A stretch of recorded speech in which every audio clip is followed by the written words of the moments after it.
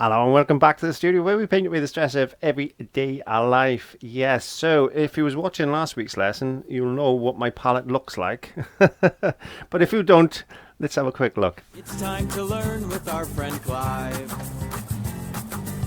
So grab your brush, have a great time. And don't forget to click subscribe.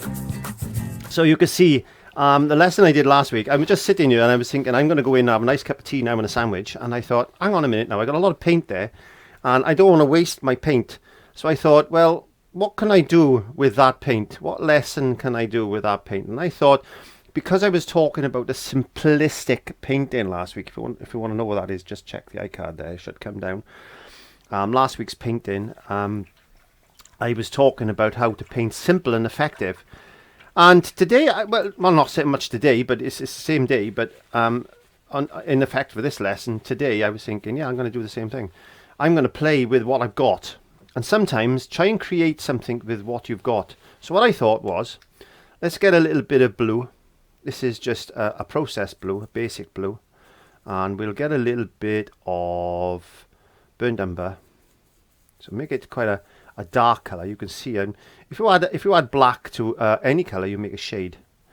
So try and avoid black. What I'm going to try and do is I've turned that into a quite a dirty looking blue, and I thought that's going to be lovely. I'm going to get that like this and make it nice and wishy-washy today. I'm going to use a little bit of medium into this. I've done a background. I've just used a little bit of the green and yellow that I had on my brush. I put that in add some gesso, and I thought, well, what I'm going to do is I'm going to make this a bit more wishy-washy today.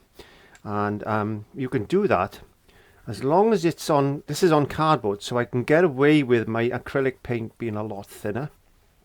So bear that in mind. If you're doing this on canvas, not as much, okay? Not as much, because this is cardboard, it's more absorbent than canvas. So I can get away with using my acrylics very thinly. And this is the joy of acrylics. You can paint them very impasto, which is thick, or you can paint them very, very thin. Now you can't paint acrylics on anything too shiny or too glossy, because it's not going to work. It's not going to stick. It's just the nature of the acrylic. You remember the nature of the acrylic. It's just not going to stick to anything if it's a bit greasy. So what I'm saying, oops, I picked up a bit of white. What I'm trying to say is, if you've got a canvas that you just bought, always check it, always prime it, because if you don't, what you're going to find is that that canvas might have grease spots on it, and if it's got grease spots on it, then the paint's not going to stick. And this is why I keep saying to people, it's very important that we prime our canvases. It really is. Let's get a bit more blue in there. A bit more blue in there like that. Let's get a little bit of white. Bring in this white in. There we go. So the other thing I want to talk about today is a little bit of anxiety, because a lot of people, especially during lockdown, have really suffered with anxiety and stuff. So I'm going to get some burnt umber and black, because I'm just going to put in some black and burnt umber marks just like this. Just flash it in at about, there you go, just flashing it in like this.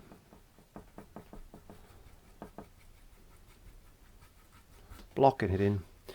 And it came to my attention this week that somebody in my family has had quite a nasty experience in their life. Mostly, I'll be honest with you, it was work related, and they were told by a specialist that deals in all this type of stuff that it's a little bit of PDSE, that's post stress syndrome, what the soldiers get. Our wonderful soldiers, sometimes they go fighting for our country, and they come back with post-traumatic stress disorder, which is not nice. It's a stress anxiety related condition. I don't know much about it, but I do know it's quite nasty. And when you're dealing with stress, which I have been dealing with for quite a long time, certain things can set you off. Certain triggers in life can set you off. So PTSD basically is a fight or flight system. You know, in your body, we were born with it. It's something that is in our genetics. So millions of years ago, when we used to go hunting for dinosaurs and lions and things, and something attacked us, we'd either run away from it or we stand and fight. Yes, stand and fight, chaps. We'd stand and fight. So it's a fight or flight, and we've all got that inbred in ourselves. And it's what happens is certain things that our soldiers have experienced, some nasty, really nasty things in their lives, being attacked, bombs going off, things like that. And in the case of this particular person I'm thinking about, it was all related with somebody being nasty to them in their job environment, and it really knocked their confidence level immensely. So these little triggers are sent off, and they're in a position now where they're no longer in that position of employment. They've actually got somewhere else to work in that. And I'm waffling. I need a brush. But basically what I'm trying to say is they're in the situation now, and somebody else in the new job I've turned round and said, I'm being nasty. And they've dealt with it really well, absolutely. But then they've gone off and sat in the car, or gone off for lunch or something like that. And you know, they've sat in the car and they've cried, and it's horrible. It really is. It really is. So what we're going to do now is we've just changed my colour. What's that on my brush? And I'm just going to flick in some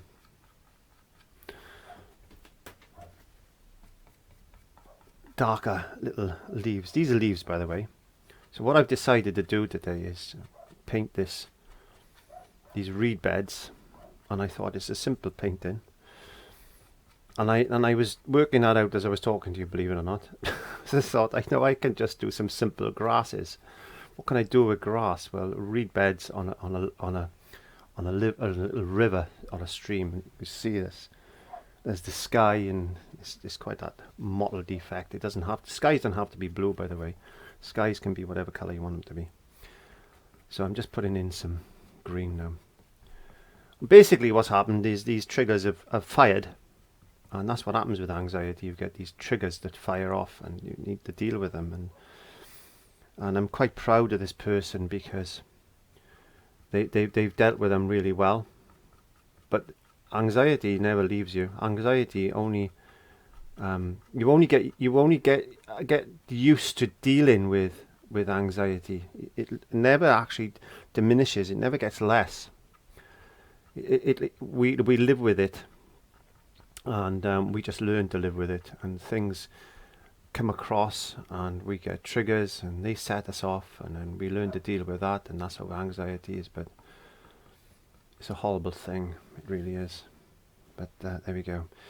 So enough of my waffling. So I'm just going down a little bit lighter now, and you can see that now I'm just starting to put some lighter blades in, and that's all it is. It's like putting leaves on a tree.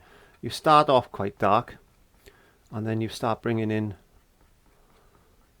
the lighter colours, and that just starts to lift the whole concept that there's so many different reeds and things there. you can see it. So I'm just using the same brush, just flicking up like. There's something definitely stuck in my brush there, I think. Can you hear it? I can hear it.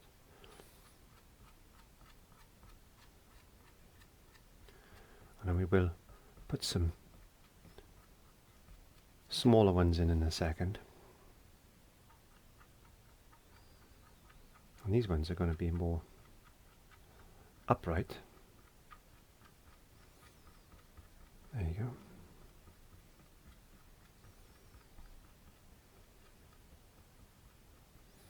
You can put a bit of colour just down in the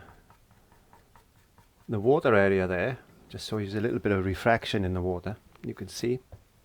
Now I'm going to change my brush, and I'm going to get one of these long, thin brushes like this. And I'm going to put a bit of white in there. I want these nice and bright now. And I get it nice and thin. Don't forget we can use very thin paint when we do this. And then we can just put a few lighter ones in, just like that. Just long, really long, nice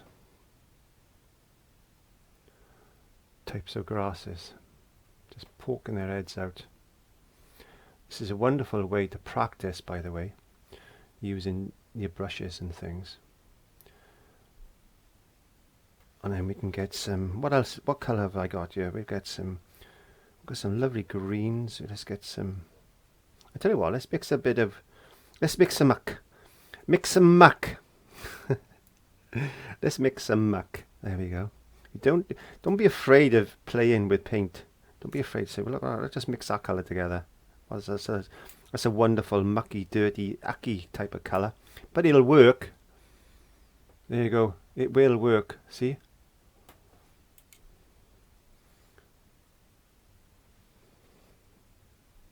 It will work. There's a little contrast, a little difference. These are these dead leaves that you'll find. Have you ever seen them? You get these like dirty brown, well, not so much dirty brown, but they look dead right on the base of these type of reeds and things that we get. There we are. Put them in because that'll work. Get some of this blue colour. Chuck that in there. Let's get a little bit more of this lighter colour.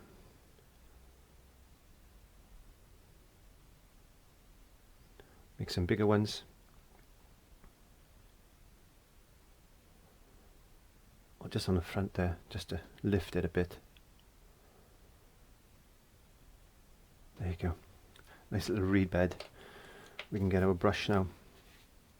Get some white. Doesn't have to be perfectly white. I don't care. It is okay. And I'm going to put some little reflections on the water.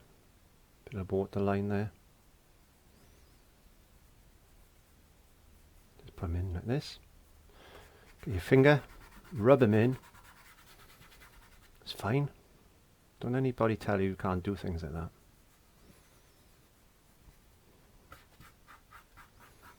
Especially if you're working in cardboard. It's wonderful.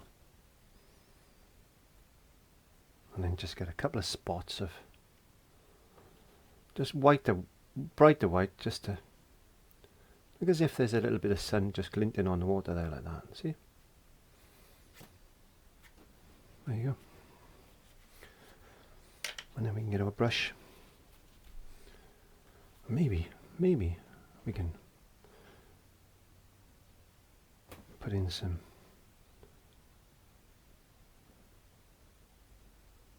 cranes or some big birds just flying in the background there like that. There we go. There's those birds flying in the background. We could get some, if you wanted to, you could get some white paint and just put a few flower heads and things like that. Maybe. Let's get some black. Can I get some black? I think I've killed all my black.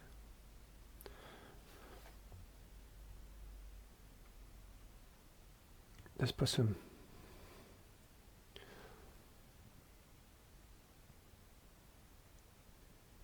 dots like this, like as if there may be some flower heads or things. I don't know. Don't go overboard. But there's always little flowery things.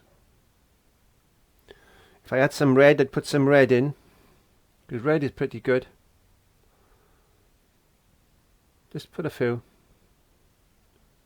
Just tip them about like that. Just gives it a little bit of, there's a little bit of colour there, there's a little bit of something going on, and that's a way to actually use up some paint. Get it out of the head. Don't be complicated, and certainly don't try and copy other things. Just let the brain flow, let it flow, relax and chill out, and then you turn out wonderful paintings like that. So I hope that's helped, and I'll see you next time. Bye bye.